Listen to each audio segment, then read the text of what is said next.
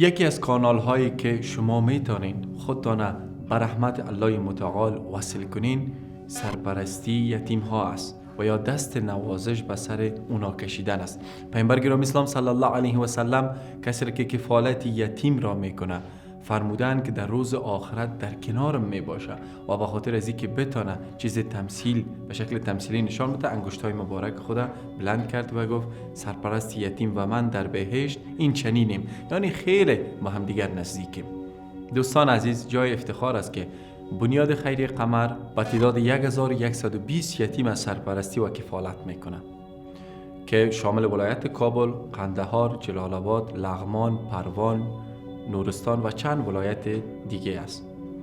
البته باید تذکر داد که ما فقط به عنوان یک پل ارتباطی میان شما و این یتیما هستیم. این 1120 یتیم شما هموطنان عزیز اسپانسر کردین و حمایت میکنین.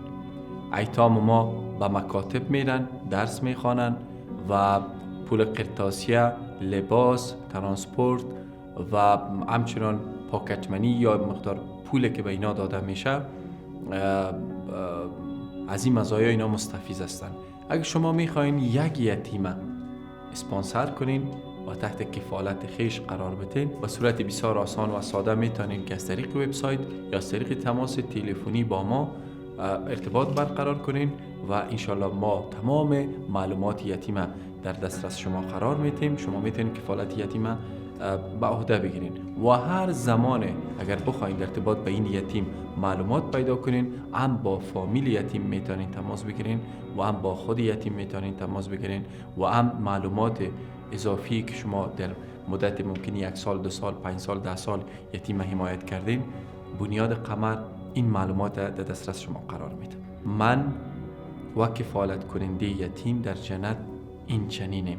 این بزرگترین مژده است که رسول الله صلی الله علیه و سلم به من شما داده فرصت است.